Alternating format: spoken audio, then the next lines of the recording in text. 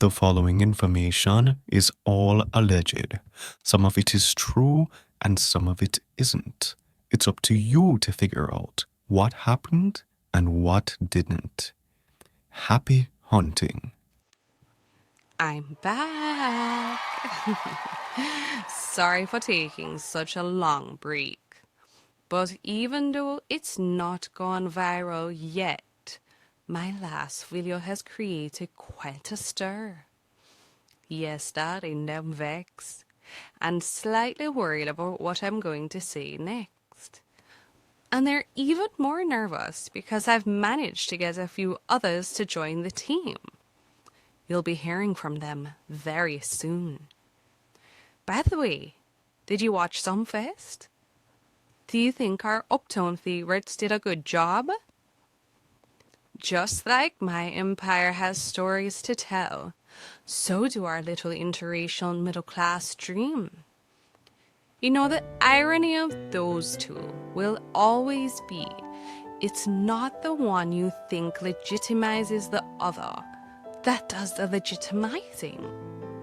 Oh no, it's actually the husband that guarantees the wife her place in Uptown. What a good husband he is. But truthfully, it's so sweet how they have arrived. You can tell she enjoyed it, right? Anyway, where were we? Right, Christine. I haven't forgotten about you, Chrissy. So Christine and her mystery man were winding up a storm, and Rebecca and I were grinning ridiculously. I mean, I always knew Justin's dad was a little old for her, but even with as wild as she is, at the time I simply didn't understand that cheating can sometimes be necessity. And I certainly didn't understand exactly how much necessity plagues these Kingston streets. Youth. Anyways, we move slowly and intentionally to a dark corner of the VIP section. One that gives us a perfect view of the real show. Christine and Mr. Man, right? I mean, no offense to the captivating sounds of the great Stone Love, but what we were viewing for a son was far more entertaining. She bent over and flung it up the moment she heard Batty Rider. Oh, the irony, since I had almost worn one to her house earlier that day. We watched Christine have more fun than we had ever dreamed of having up to that point. Until all of a sudden, she began to look extremely disturbed, upset, and clearly worried. She pulled herself together, whispering to her Mr. Man in what looked like a very urgent manner. And by the time I could take another sip from my drink, she was gone. No sooner had I noticed she was gone, had I noticed Jeremy ushering his bestie, Justin, past general admission. In hindsight, this was the moment I should have learned I couldn't trust Jeremy. But youth leaves us so foolish. They both approached me. I marveled at the fact that had Justin walked in about 8 to 10 minutes earlier, he would have caught his mother backing it up like she was a common whore from back road. Instead, he was just in time to capture my indiscretions. Of course. He and Jeremy came and stood up right beside me and Rebecca, as if we were on some kind of planned double date. One thing that always annoyed me about Justin, he was always such a pretender, bouncing to the music like some kind of gangster. Well, my time to truly enjoy the dance ended the moment he arrived. He gave me this look that made me know instantly this information was somehow gonna end up in my parents' lap. He turned to me and simply asked how I got there. Of course I had to tell him the truth, so I told him Jeremy took us. In the Evo? He asked, quite amused. I nodded gently, knowing exactly what he would say next. He's so predictable. Don't worry, I drove the SLK, so I'll take you home. If you're not familiar with the Mercedes SLK, it was quite a stunner back then. It's a two-seater beauty, and Justin had gotten one for his birthday earlier that year.